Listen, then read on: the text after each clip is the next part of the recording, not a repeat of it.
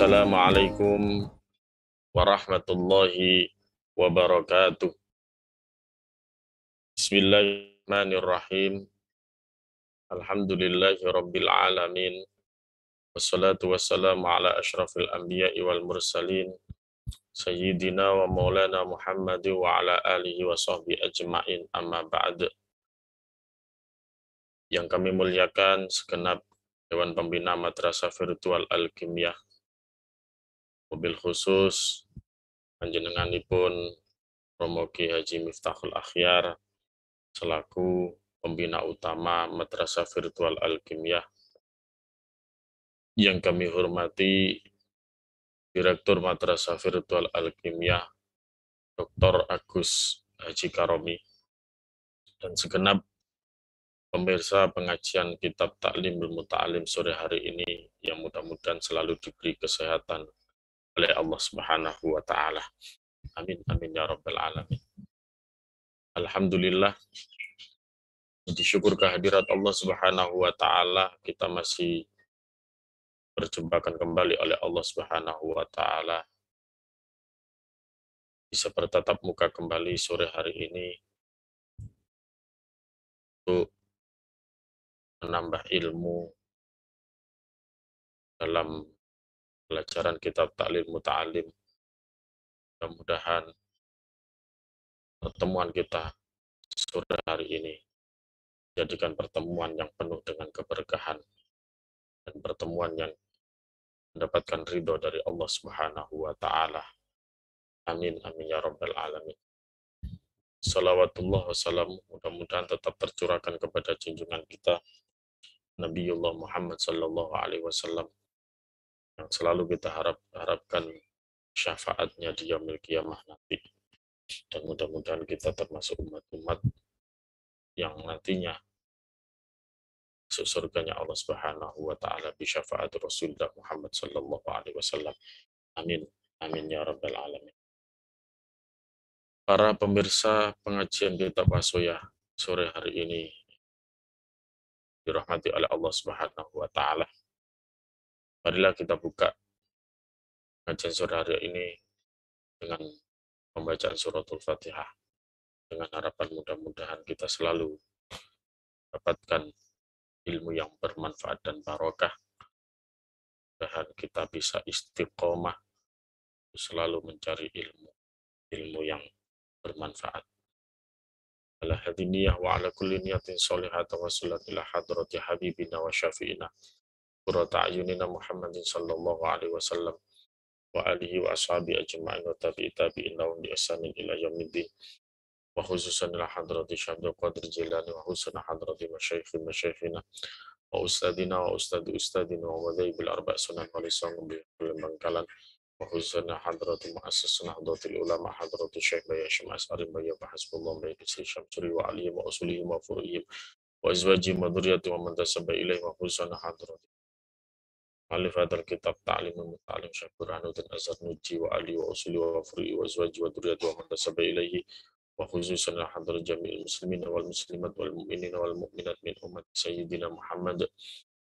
Yarhamullah. Al-Fatihah. A'udzu billahi minasyaitonir rajim. Bismillahirrahmanirrahim. Alhamdulillahi rabbil alamin arrahmanir rahim maliki yaumiddin. Iyyaka na'budu wa iyyaka nasta'in ihdinas siratal mustaqim siratal ladzina an'amta 'alaihim ghairil maghdubi 'alaihim waladdallin. Rabbi firli wa liwalidayya wa lil mu'minina amin. Bismillahirrahmanirrahim. Qala musannif rahimahullahu ta'ala wa nafa'ana bihi wa bi ulumihi fid dharain amin. Bismillahirrahmanirrahim. Wa kullu man utawi saben-saben wong ishtaghala kang ketungkul sapa man bisyai'in kelawan suwiji-wiji minha saking at-tijarat al-muamalat iku yuftaradu dan fardhu akan alaihi ing atase man apa ilmu taharruzi, ilmu ning reksa anil harami andoh saking perkara haram fihi ing dalam syai'in Wa kadzalika lan kaya mengkono kang tinutur yuftaradu dan fardhoaken alaihi ing atase man apa ilmu ahwalil qalbi ngaweruhi pira-pira tingkai ati minat tawakkuli nyatane saking pasrah atau tawakal wal inabati lan taubat atau bali marang Allah wal khasyati lan wedi ing Allah war ridho lan ridho fa innahu mongko temen setuhune ilmu ahwalil qalbi iku waqi'un tumiba fi jami'il ahwali ing dalam sekabehane pira-pira tingkah. Bismillahirrahmanirrahim. Wa kullu man ishtaghala bi syai'in minha. Dan setiap orang yang sibuk dengan sesuatu dari semua itu tadi di atas, disibukkan dengan berdagang dan muamalah lainnya,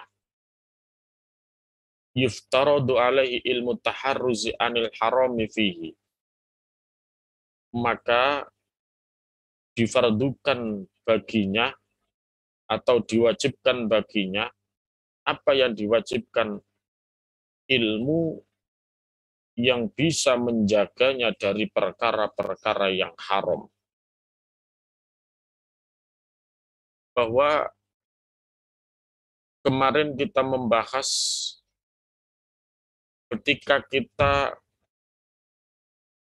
diwajibkan untuk mencari ilmu, maka ilmu yang paling awal yang kita pelajari adalah ilmu hal. Ilmu yang kita butuhkan saat ini dan ilmu yang kita butuhkan pada kondisi sewaktu-waktu. Maka ilmu-ilmu yang seperti itulah yang paling kita prioritaskan. Yang kemarin saya contohkan bagaimana mengenai masalah ilmu sholat, ilmu bersuci, dan lain sebagainya.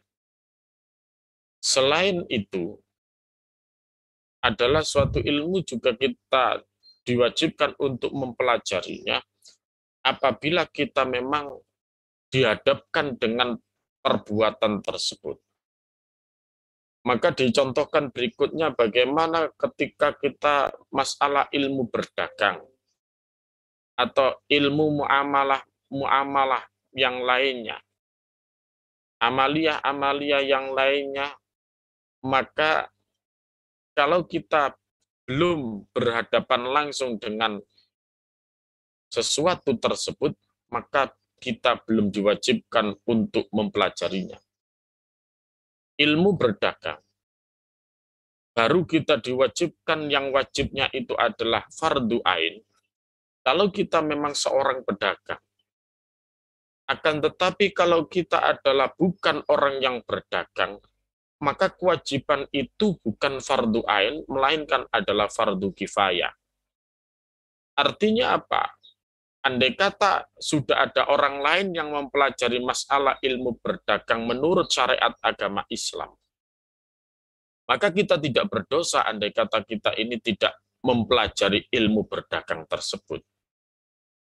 Baru kalau kita ini nanti dalam kehidupan kita ini menjadi seorang pedagang, maka yang asalnya kita ini mempelajarinya adalah fardu kifayah karena kita bukan seorang pedagang. Kemudian di waktu berikutnya kita menjadi orang yang berdagang, maka hukumnya menjadi fardu ain buat diri kita. Kita diwajibkan untuk mempelajarinya supaya apa? Supaya kita bisa menjaga dari perkara-perkara yang haram. Karena kita tahu bagaimana syarat-syarat akad jual beli, apa yang harus atau apa yang boleh kita jual, dan bagaimana ketika kita itu nanti menjualnya harus bagaimana dan bagaimana. itu nanti diterangkan di dalam kitab fikih atau ilmu yang mempelajari tentang ilmu dagang di dalam syariat agama Islam. Satu contoh, ketika kita menjual sesuatu, kita tahu kadang-kadang kita menjual satu buah salak seumpama. Kita tulis salak pondok, yang persepsi mayoritas orang bahwa salak pondok adalah identik dengan rasa yang sangat manis. Delalah ketepatan kita menjual salak pondok, kita campur dengan salak yang notabene adalah asam atau kecut. Kemudian ketika orang beli, kita contohkan yang salak pondok, karena kita tahu bentuk salak pondok dengan yang lain, ini kita paham. Artinya ketika orang lain beli, Pak, apakah ini benar-benar salaknya manis? Oh iya. Kemudian kita contohkan, kalau nggak percaya ini dicoba. Kita buka salaknya, kemudian kita berikan orang yang membeli, kemudian orang yang membeli merasakan, oh ternyata benar-benar manis. Kemudian beli 1 kilo, 2 kilo, ternyata di dalam tempat salak yang kita jual ini sudah bercampur dengan salak yang asam atau rasanya kecut. Maka apakah akad jual beli yang seperti ini diperbolehkan di dalam syariat? Maka inilah yang sering terjadi dalam keseharian kita, penjual-penjual kadang-kadang ada yang seperti itu, walaupun tidak semuanya. Nah inilah pentingnya ketika kita menjadi seorang pedagang, harus tahu ilmunya berdagang terlebih dahulu. Mana yang mengakibatkan ini akan menjadi hukum haram, atau mana yang ini nanti akan menjadikan akad jual belinya sah ataukah tidak sah. Maka kalau kita menjadi seorang pedagang, hukumnya fardu ain mempelajari ilmu dagang. Atau ilmu-ilmu yang lainnya, ilmu pergadaian, atau ilmu-ilmu yang lain pokoknya. Ilmu utang piutang saumpama. Maka harus tahu terlebih dahulu supaya tidak terjerumus dalam perkara-perkara yang diharamkan oleh syariat. Wa kadzalika yuftaradu alaihi ilmu ahwalil qalbi minat tawakkuli wal inabati wal khasyati war ridha. Fa innahu waqi'un fi jami'il ahwali. Begitu juga difardukan bagi seseorang. Apa yang difardukan? Ilmu tentang kondisi hati. Ilmu ahwalil qalbi. Ilmu tentang keadaan hati, ilmu tentang tingkah laku hati, ilmu tentang kondisi hati. Apa ilmu yang berhubungan dengan kondisi hati, keadaan hati? Yang salah satunya adalah mengenai sifat tawakal. Pasrah kepada Allah. Bagaimana ketika kita hidup di dunia ini bisa tawakal kepada Allah? Dan ketika kita bertawakal kepada Allah, bukan hanya sekedar tawakal, tapi tawakal yang memang itu benar-benar diatur di dalam aturan syariat. Yang kita tahu bahwasanya bagaimana ketika seseorang tidak diperbolehkan untuk langsung tawakal kepada Allah, tapi diwajibkan untuk berikhtiar terlebih dahulu. Maka kalau orang itu mengaku iman kepada Allah, mengaku pasrah kepada Allah, Islam kepada Allah, mengaku dirinya orang Islam, mengaku dirinya orang mukmin, maka tidak diperbolehkan langsung tawakal kepada Allah. Tapi dirinya harus berikhtiar terlebih dahulu, baru bertawakal kepada Allah. Maka nanti diwajibkan bagi diri kita mempelajari masalah ketawakalan kepada Allah. Bagaimana sih tawakal yang sebenarnya? Bagaimana sih pasrah yang sebenarnya kepada Allah, sehingga kita dikatakan orang yang benar-benar tawakal kepada Allah. Wal inabati. Dan kemudian yang termasuk ilmu tentang kondisi hati adalah inabah, kembali kepada Allah, bertaubat kepada Allah. Ketika kita melaksanakan suatu kemaksiatan, ketika kita melaksanakan sesuatu yang dilarang oleh Allah, bagaimana cara bertaubat kepada Allah?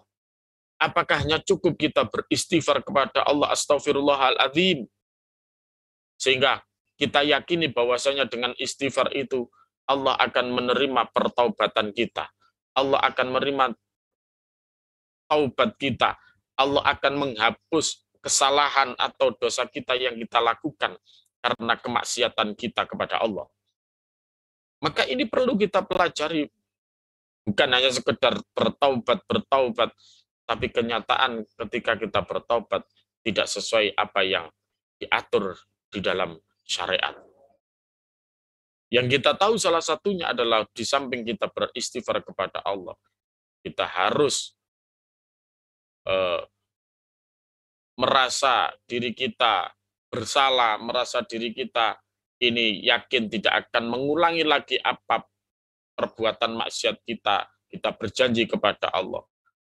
Merasa menyesal melaksanakan suatu kemaksiatan, itu adalah salah satu syarat kita bertaubat kepada Allah. Dan lain sebagainya. Maka ini ada ilmunya. Bukan sekedar bertaubat istighfar kepada Allah. Yang penting istighfar. Besok kalau kita melaksanakan maksiat lagi, istighfar lagi. Besok kita melaksanakan maksiat lagi, kita istighfar lagi. Tanpa kita menyesali, tanpa kita menyadari, itu tidak ada artinya istighfar yang seperti itu. Kemudian yang termasuk ilmu mengenai kondisi hati adalah wal khosyah. Mempunyai rasa takut kepada Allah. Khosyah.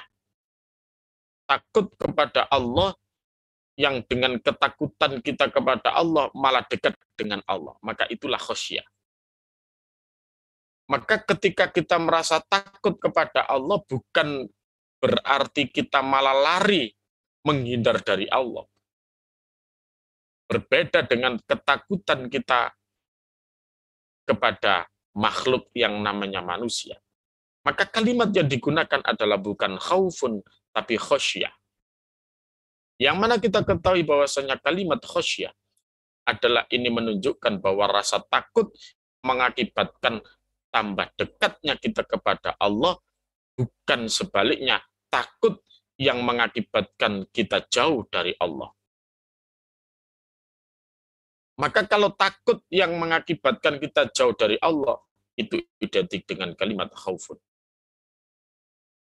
Tapi lafaz yang di sini adalah menggunakan lafaz khosyah, yang mana kalimat khosyah adalah rasa takut yang mengakibatkan diri kita tambah taqarruban ilallah, diri kita tambah dekat dengan Allah. Lah, cara kita bisa takut kepada Allah bagaimana? Maka nanti ada ilmunya. Kita harus pelajari bagaimana kita bisa khosyatillah, bisa takut, benar-benar takut kepada Allah, sehingga tambah dekat dengan Allah, tambah dekat dengan Allah. Ya, kita tambah nikmat dekat dengan Allah. Dengan rasa kita takut sehingga kita tidak sampai melaksanakan suatu kemaksiatan, sehingga kita tidak sampai melakukan sesuatu yang dilarang oleh Allah. Kemudian ilmu yang harus kita pelajari lagi masalah kondisi hati adalah waridho, rela, ridhonya Allah. Fa innahu waqi'un fi jami'il ahwali. Maka sesungguhnya itu adalah suatu kenyataan yang terjadi pada segala keadaan. Bagaimana kita bisa ridho? Bagaimana kita bisa ikhlas? Ini sulit. Kita bisa ikhlas menjadi orang yang mukhlis, orang yang ikhlas, orang yang ridho. Dan bagaimana juga Allah bisa ridho kepada diri kita. Kalau kita hubungkan kepada Allah, bagaimana Allah bisa ridho kepada diri kita. Nah, itu ada ilmunya. Dan bagaimana kita bisa menjadi orang yang ridho, bagaimana kita bisa menjadi orang yang ikhlas kepada orang lain. Maka ini ada tata cara atau ilmunya. Sehingga kondisi-kondisi yang seperti ini, tawakal, kembali kepada Allah, rasa takut kepada Allah, ridhonya Allah, menjadi orang yang ridho, ini adalah sesuatu yang sangat-sangat pasti terjadi pada diri kita dalam segala kondisi. Ini tidak bisa kita lewatkan Oleh karena itulah, ini semuanya wajib kita pelajari. Tidak bisa tidak. Sehingga kita menjadi orang-orang yang benar-benar iman kepada Allah. Kemudian kita lanjutkan. Wa syaraful ilmi lan utawi mulyani ilmu. Iku la yakhfa ora samar apa syaraful ilmi. Ala ahadin ing atase wong suwiji id huwa krana utawi ilmu iku mukhtassun tertentoaken bil insaniyati kelawan bangsa menungso li anna jami al khisali krana setuhune sekabehane pira-pira tingkah atau pira-pira perkara siwal ilmi kang sakliyane ilmu iku yashtariku dadi sekuton fiha ing dalem al khisal sapa al insanu menungso wasairul hayawanati lan sekabehane pira-pira hayawan kasyajaati kaya sifat kendel wal jur'ati lan jereh kapok wal kuwati lan kuat sifat kuat wal judi lan loman wasyafaqati lan sifat welas wa ghairiha lan liyane asyajaah ila akhirih siwal ilmi kang sak liyane ilmu. Kemudian masalah keutamaan ilmu wa syaraful ilmi la yakhfa ala ahadin id wa mukhtassun bil insaniyati. Dan kemuliaan ilmu tidaklah samar bagi seseorang. Karena ilmu dikhususkan untuk manusia. Kemuliaan atau keutamaan suatu ilmu itu jelas tampak, jelas tidak samar bagi seseorang yang punya ilmu. Karena ilmu hanya dikhususkan untuk manusia. Oleh karena itulah orang yang punya ilmu, maka pasti muncul sifat kemuliaannya, akan tampak menjadi orang yang mulia, akan jelas dalam kehidupannya akan menjadi orang yang dimuliakan, orang yang dihormati, dan lain sebagainya. Walaupun toh orang itu tidak ingin dihormati, walaupun toh orang itu tidak ingin dimuliakan, tapi orang pasti memuliakan dirinya, pasti orang akan menghormati dirinya, bukan semata-mata karena jasad menjadi seorang manusia, tapi karena ilmunya.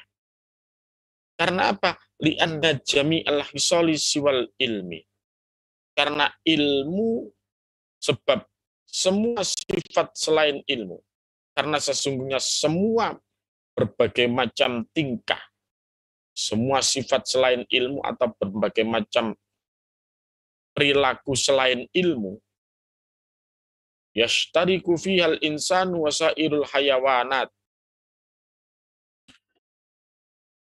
Bisa dimiliki manusia dan binatang. Dikatakan di sini selain ilmu, ilmu itu hanya terkhusus untuk manusia. Selain manusia, tidak diberi keistimewaan oleh Allah berupa ilmu. Tapi selain ilmu, bisa saja dimiliki bukan hanya manusia, tapi hayawan pun juga memiliki sebagaimana sifat manusia selain ilmu. Sehingga dicontohkan di sini satu contoh apa? Kasyajaati. Bagaimana sifat pemberani. Kita tahu manusia juga punya sifat pemberani. Hayawan juga mayoritas punya sifat pemberani. Bagaimana kita tahu yang namanya singa, yang namanya harimau, dan hayawan-hayawan yang lainnya, ini juga punya sifat pemberani. manusia pun juga punya sifat pemberani. Tapi hayawan tidak punya ilmu sebagaimana manusia. Atau sifat wal jur'ati. Di samping sifat pemberani dan juga sifat jur'ah. Artinya apa? Di samping sifat pemberani juga sifat penakut. Manusia juga punya sifat penakut. Begitu juga hayawan juga ada yang punya sifat penakut. Sebaliknya daripada sifat pemberani. Ada manusia yang sifatnya penakut. Karakternya orang yang penakut. Hayawan juga punya sifat penakut. Maka sama-sama punya sifat yang seperti ini, tapi tidak dimiliki oleh hayawan yang namanya ilmu. Wal quwah, punya sifat kuat. Manusia juga punya sifat kuat, punya tenaga yang lebih, punya kekuatan. Hayawan juga punya kekuatan. Tapi kembali lagi, hayawan tidak punya ilmu dan tidak punya kekhususan masalah ilmu. Wasyafaqati, dan juga waljudi, punya sifat baik, sifat dermawan, punya sifat baik, manusia punya sifat baik, hayawan pun juga punya sifat baik. Sama-sama punya sifat baik antara manusia dan hayawan. Sama-sama memiliki punya sifat baik antara hayawan dan manusia. Tapi kembali lagi bahwa hayawan tidak punya keterkhususan ilmu. Hayawan juga punya sifat belas kasihan, wasyafaqah. Manusia juga punya sifat belas kasihan. Sama-sama punya belas kasihan. Hayawan juga punya belas kasihan. Akan tetapi hayawan tidak punya keterkhususan masalah ilmu. Wa ghairiha siwal ilmu. Dan lain sebagainya selain ilmu. Semuanya kadang-kadang sama-sama memiliki antara manusia dan hayawan. Akan tetapi selain ilmu, kadang-kadang hayawan dan manusia sama-sama memiliki. Hanya ilmu saja yang jelas-jelas tidak dimiliki oleh hayawan. Oleh karena itulah maka di antara makhluk-makhluk yang paling dimuliakan oleh Allah adalah yang pasti adalah diri kita selaku manusia. Maka kita sebagai manusia, jangan kita sia-siakan oleh Allah muliakan kita. Jangan kita sia-siakan Allah menterkhususkan kita dengan makhluk-makhluk yang lain, sehingga kita adalah termasuk yang makhluk yang istimewa dengan diberi keterkhususan punya ilmu. Maka dengan ilmu itulah kita menjadi manusia yang mulia, manusia yang dimuliakan, manusia yang terhormat, dan manusia yang dihormati. Kemudian diteruskan, wabihilan kelawan ilmu, adharallahu, adharo ngelahiraken sapa Allah Gusti Allah taala halimaha luhur sapa Allah. Fadla Adama ingka utamane Bani Adam alaihi salatu wassalam alal malaikati ing atase para malaikat. Wa amarahum lan perintah sapa Allah ing malaikat disujudi kelawan sujud lahu marang Nabi Adam. Wa innama syarafulan angin pestine wa innama syaraful ilmi lan angin pestine utawi mulyane ilmu iku likauni krana anane ilmu iku wasilatan dadi lantaran ila takwa marang takwa allati yastahiqu kang ngekhai sapa wong atau sapa man biha sebab takwa al karamata ing kamulyan indallahi ing dalem ngersani Allah taala halimaha luhur sapa Allah was sa'adata lan kabegjan al abadiyata kang bangsa selawase. Kemudian dikatakan di sini wabihi adharallahu ta'ala la Adam alaihi salam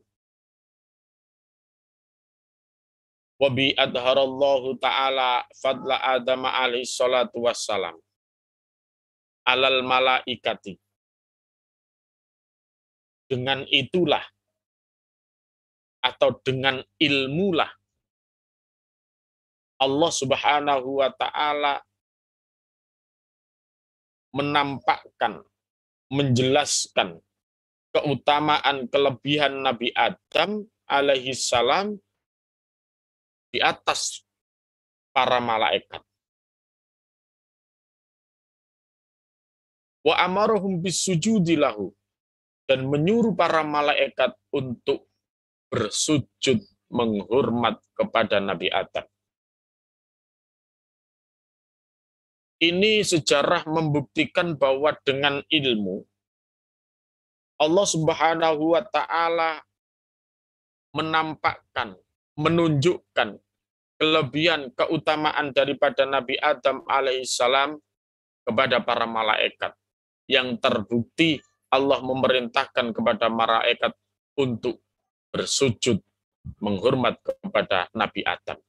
Yang kita tahu bahwasanya di dalam surat Al-Baqarah kita tahu bahwa sebelum Allah memerintahkan para malaikat untuk bersujud kepada Nabi Adam, Allah memberikan ilmu kepada Nabi Adam terlebih dahulu. Wa 'allama Adamal asma'a kullaha tsumma 'aradahum 'alal malaikati, dan seterusnya. Faqala ambiuni. Dikatakan di dalam surat Al-Baqarah bagaimana Allah mengajarkan kepada Nabi Adam nama-nama yang ada di surganya Allah, diberitahu oleh Allah nama-nama apa saja yang ada di surga. Setelah Nabi Adam mengetahui nama-nama yang ada di surganya Allah, barulah Allah ini menunjukkan kepada para malaikat bahwa diuji, dites. Ayo sekarang kamu, faqala ambiuni, ceritakanlah kamu semua, hai malaikat, tunjukkanlah semuanya, hai para malaikat. Kamu tahu nggak nama-nama apa yang ada di surga ini, isi-isinya? Ketika itulah Nabi Adam sudah mengetahui karena Allah memberitahu, memberikan ilmunya. Hai Adam, ini yang bentuknya seperti ini, seperti ini. Apa? Tahu. Oh, ini adalah laptop. Sebelumnya ketika itu ditampakkan, ditunjukkan kepada para malaikat. Malaikat, kamu meragukan aku menciptakan yang namanya manusia, yang namanya khalifah di muka bumi. Sekarang sudah wujud yang namanya manusia, khalifah, yaitu Adam. Maka kalau kamu lebih tahu dari saya, maka saya ingin tahu ini apa namanya. Wah, enggak tahu ya Allah ya Rabb, karena engkau belum memberitahu pada kami. Adam, apa namanya itu? Yang bentuknya seperti ini, seperti ini, seperti ini. Oh, itu laptop ya Allah ya Rabb. Kemudian ditanyakan kembali, para malaikat, itu apa kalau memang kamu lebih tahu dari saya? Apa namanya itu? Enggak tahu ya Allah ya Rabb. Adam, apa itu? Yang bentuknya seperti itu, seperti itu, seperti itu. Oh, itu kipas angin ya Allah ya Rabb. Semuanya Nabi Adam ini tahu karena sudah diberitahu oleh Allah Subhanahu wa ta'ala. Maka inilah menunjukkan bahwasanya bahwa keistimewaan makhluknya Allah bukan karena bentuk postur tubuhnya, bukan karena bentuk ketampanannya, kecantikannya, bukan karena kekayaannya, bukan karena nasabnya, tapi kita tahu bahwasanya kemuliaan seseorang adalah karena ilmunya. Ini menunjukkan bagaimana salah satu sahabat Rasulullah, sahabat Ibnu Mas'ud, kita tahu bagaimana postur tubuh beliau, tapi beliau begitu mulianya karena termasuk sahabat yang sangat dekat dengan Rasulullah, yang jelas-jelas adalah manusia yang sangat berilmu. Oleh karena itulah kita tahu dalam kondisi kehidupan kita, kadang-kadang mungkin orang itu postur tubuh wajahnya tidak sebagaimana yang kita bayangkan, mungkin tidak tampan, mungkin tidak gagah, tapi karena kecerdasannya, karena kengalimannya, sehingga orang itu dimuliakan oleh banyak orang, dihormati banyak orang. Tapi banyak orang yang tampan, tapi karena kebodohannya, karena ketidakpunyaan ilmu, tidak punya ilmu, sehingga seringkali orang yang walaupun toh setampan apapun ini dikesampingkan orang, tidak dipandang sama sekali atau dipandang sebelah mata. Maka ini menunjukkan secara bagaimana Nabi Adam begitu mulianya sehingga sampai para malaikat disuruh sujud menghormat kepada Nabi Adam. Kita tahu bagaimana para malaikat lebih dulu diciptakan oleh Allah Subhanahu wa taala ribuan tahun, puluhan ribu tahun menghuni di surganya Allah. Tapi Nabi Adam baru kemarin, makhluk yang baru diciptakan oleh Allah. Tapi karena keilmuannya sehingga menjadi makhluk yang mulia, makhluk yang dimuliakan, yang terbukti malaikat disuruh sujud menghormat. Bukan hanya malaikat, tapi iblis yang mungkin di surga puluhan ribu tahun sudah menjadi penghuni surga yang nyaman.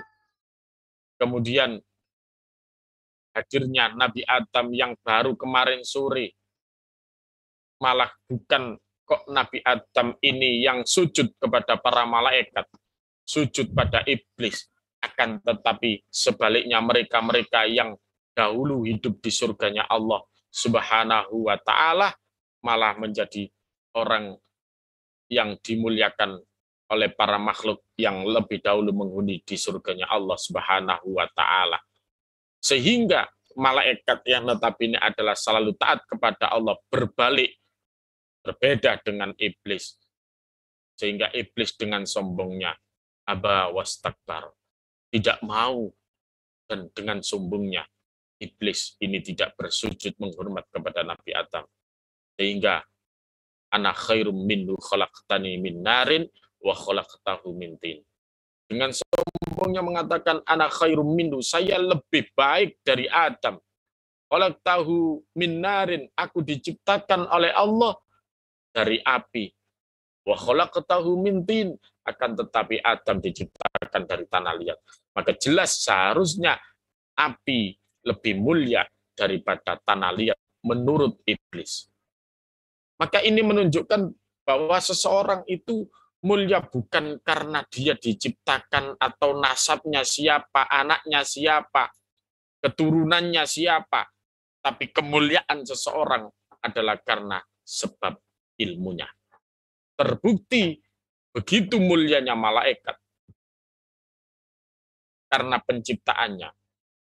Begitu hebatnya iblis karena penciptaannya, tapi masih sangat mulia, lebih mulia dari Nabi Adam. Walaupun toh Nabi Adam mungkin diciptakan dari tanah liat, tapi karena keilmuannya melebihi dari mereka semuanya, sehingga Nabi Adam adalah menjadi makhluk yang sangat-sangat mulia di surganya Allah Subhanahu wa taala.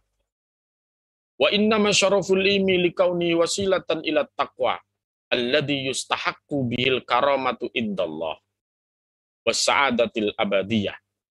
Dan sesungguhnya mulianya ilmu itu dikarenakan keadaannya atau dikarenakan adanya ilmu adalah sebagai perantara menuju takwa.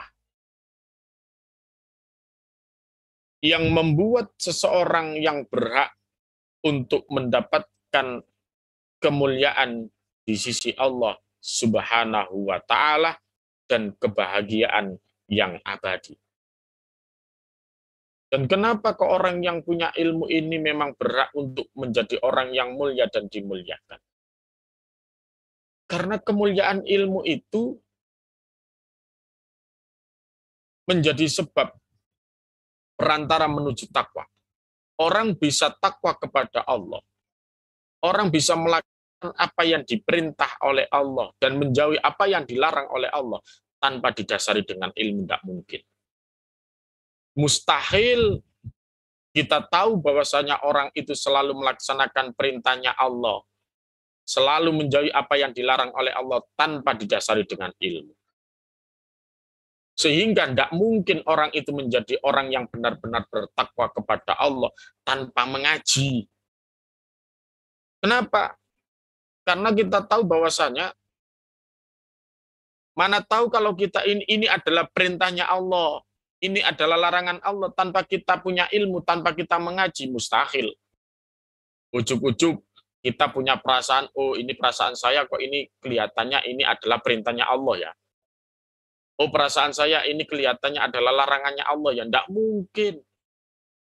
Maka solusinya adalah kita menjadi orang yang bertakwa, yang sering didengung-dengungkan di dalam khotib sholat Jum'ah. Berulang-ulang tiap Jum'ah karena itu menjadi rukunnya Jum'ah. Khotib ketika berkhutbah. Orang selalu mendengarkan di kupingnya mereka. Tapi hanya sambil lalu. Dia tidak tahu bagaimana takwa yang sebenarnya. Yang mana takwa sebenarnya pokoknya melaksanakan perintahnya Allah, menjauhi larangan. Bagaimana kita bisa melaksanakan perintahnya Allah? Kalau kita tidak tahu ilmunya, bahwa ini loh perintahnya Allah. Bagaimana kita bisa melaksanakan menjauhi larangannya Allah? Kalau kita tidak tahu ilmunya, kalau kita tidak mengaji, ini loh larangan Allah. Itu semuanya adalah karena ilmu. Maka benar dikatakan di dalam kitab Ta'limul Muta'alim bahwa kemuliaan ilmu itu benar-benar mulia karena dengan ilmu ini adalah sebagai perantara kita menuju bisa bertakwa kepada Allah yang sesungguhnya. Yang membuat seseorang berhak untuk mendapatkan kemuliaan di sisi Allah. Ya jelas, orang yang punya ilmu sehingga bisa mengantarkan dia menjadi orang yang bertakwa, yang pada akhirnya dia pasti mendapatkan haknya, yaitu mendapatkan kemuliaan di sisi Allah, dan pasti akan mendapatkan kebahagiaan, baik di dunia ini maupun di akhirat kelak. Maka adalah karena dasar ilmu. Maka kita sebagai orang Islam, orang yang beriman kepada Allah, maka kita diwajibkan untuk selalu dan selalu mencari ilmu sesuai dengan kapasitas dan kemampuan kita.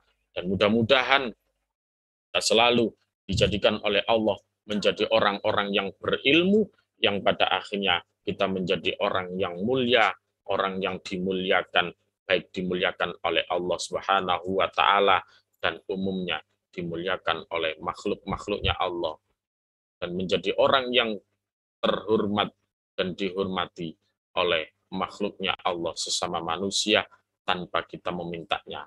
Barokah ilmu kita, kemuliaan ilmu kita. Dan inilah yang dapat kami sampaikan. Mudah-mudahan kita mendapatkan ilmu yang benar-benar bermanfaat. Amin, amin, ya rabbal alamin. Dan kurang lebihnya kami mohon maaf yang sebesar-besarnya. Wallahul muwaffiq ila aqwamit thoriq. Assalamualaikum warahmatullahi wabarakatuh.